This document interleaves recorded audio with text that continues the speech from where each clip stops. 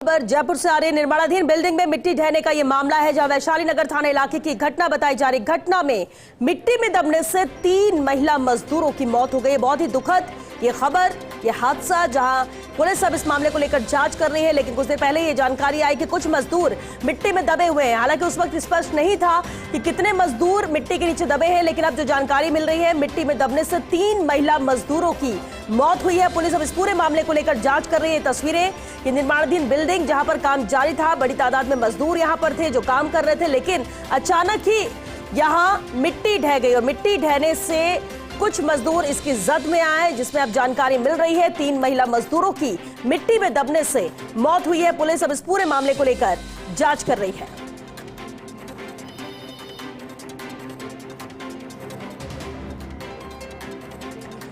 और senior special reporter Satyanarayan Sharma हमारे साथ जुड़ चुके हैं। सत्यनारायण, जो जानकारी मिली 3 महिला मजदूरों की मौत हुई है, और क्या जानकारी मिल पाई? ये मजदूर कहाँ के थे और क्या सिर्फ 3 ही थे जो मिट्टी के नीचे दबे या कोई और जख्मी भी है?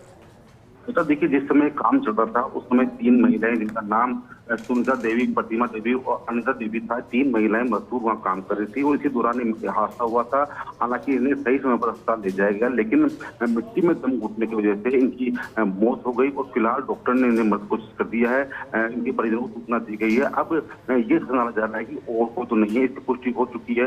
जैसी मशीन के जरिए जो मिट्टी थी उसको वहाँ से हटाया गया था और वहाँ पर कुछ भी नहीं मिला, यानी कि और कोई मजदूर नहीं है। अब इस मामले की में FIR दर्ज होने की तैयारी की जा रही है, जिससे कि इन महिलाओं के परिजनों को न्याय मिल सके कि किस प्रकार की मिट्टी दही, क्या कुछ कारण रहे, इसकी जांच उसके और साथ साथ जो लापरवाह ठेकेदार है उसके खिलाफ भी नामजद मुकदमा दर्ज होने वाला है। लेकिन प्राथमिकता ये पहले जो महिलाएं मृतक हैं उनके पोस्टमार्टम करवाया जाए, पोस्टमार्टम करा के उनके परिजनों को सुरक्षा सुपुर्द किया जाए, उसके बाद में अग्रिम जो कानूनी कार्रवाई है वो की जाए इसके साथ।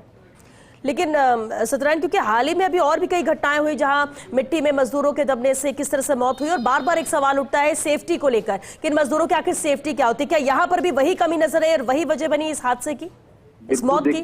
कहीं ना कहीं लापरवाही इसके अंदर ठेकेदार की रही है कि उन्होंने सेफ्टी पॉइंट को नहीं सुनाया। और गर्मी का मौसम है और गर्मी के मौसम में गर्म मिट्टी के अंदर महिलाएं दबी थी। करीबन पौन घंटे की करीब मशक्कत के बाद इनके जो घायल अवस्था को निकाला गया था और अस्पताल ले जाया गया इनको। तब डॉक्टर ने तीनों को मृत घोषित कर दिया है। झारखंड की ये मूलतः रहने वाली है, यहाँ पर रहकर अपने परिवार, अपने बच्चों को पाल रही थी, लेकिन ये बड़ा हादसा हो गया है। फिलहाल जो आला अधिकारी पुलिस के वो मोर्चरी पहुंच चुके हैं, परिजन वहां पहुंच चुके हैं और अग्रिम कार्रवाई की जा रही है। आरोपी ठेकेदार के खिलाफ मुकदमा दर्ज होने की जो बात कही है वो भी कही जा रही है और साथ साथ क्या कुछ मुआवजा इनको मिलना होगा, इसकी भी जो डॉक्टर और जो अधिकारी है वो विचार विमर्श कर रहे हैं, जिससे कि इनको न्याय मिल सके। श्वेता, लेकिन सत्यनारायण, ये तो स्पष्ट हो गया कि इस मिट्टी में सिर्फ 3 महिला मजदूर ही इसकी जद में आई थी जिनकी मौत हो गई है।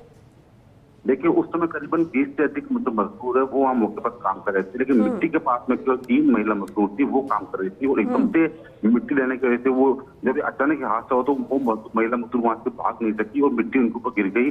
करीबन पौन घंटे की मशक्कत के बाद में उन्हें उस मिट्टी से निकाला गया। तब तक वो होश को बैठी थी, उन्हें अस्पताल ले जाया गया और अस्पताल ले जाने के पश्चात डॉक्टर ने उन्हें मृत घोषित कर दिया। उसके बाद में जो लोग हैं उन्होंने काफी से विरोध, घटना का विरोध किया कि ठेकेदार की ओर से कुछ प्रकार का सुरक्षा वहां पर होनी चाहिए थी, वो नहीं थे, इसीलिए ये मुकदमा दर्ज हो रहा है। अब परिजनों को मुकदमा दर्ज करवाया जाएगा, लेकिन प्राथमिकता ये है कि पहले जो मृतक है उनका पोस्टमार्टम करवाया जाए और सही समय पर जो शव है उनके परिजनों को सपोर्ट किया जाए। उसके बाद में अग्रिम जो कानूनी कार्रवाई है वो की जा सके। फिलहाल जो पुलिस के आला अधिकारी हैं वो मोर्चरी पहुंच चुके हैं और जो परिजन है उनसे बातचीत की जा रही है, जिससे कि अग्रिम कार्रवाई की जा सके। चलिए, अब नजर बनाकर रखिएगा सत्यनारायण, आगे भी अपडेट इसे लेकर लेंगे। फिलहाल के लिए शुक्रिया आपका इस पूरी जानकारी के लिए।